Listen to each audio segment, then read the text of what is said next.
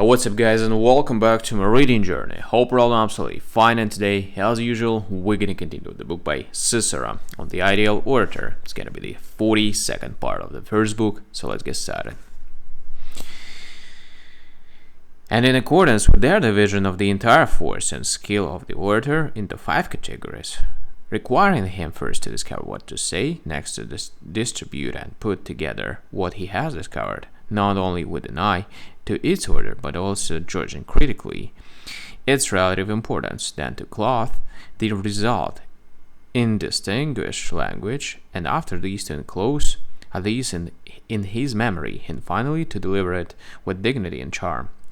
I also became acquainted with the following prescriptions. In the beginning, before addressing the issue at hand, the audience must be won over. Next, the case must be described. Then after this, the point to dispute should be presented. Then the claim we are making must be proved. After this, the things said in opposition must be refuted.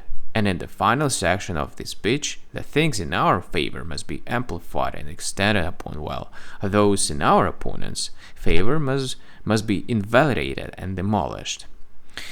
I also heard the teachings about the features that lend distinction to speech itself. The first precept we are given in this respect is to speak purely and in correct Latin.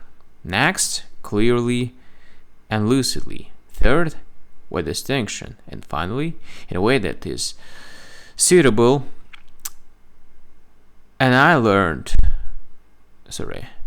in the way that is suitable and fitting, so to speak, to the relative importance of our subject matter. And I learned rules for each of these 4 things, actually, so that art was even applied to the areas that are most dependent on natural ability. For I got a taste of some precepts about delivery and memory, which were brief but involved a great amount of practice.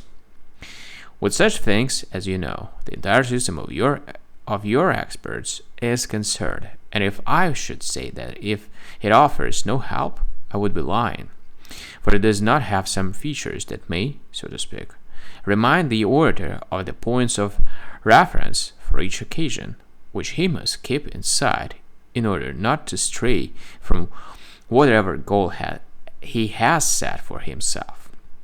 But the essential nature of all these rules, as I understand it, is not that orators, by following them, have won a reputation for eloquence, but rather that certain people have observed and collected the practices that eloquent men followed of their own accord.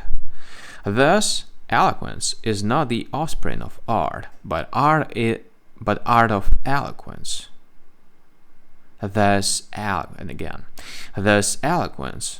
is not the offspring of art, but art of eloquence.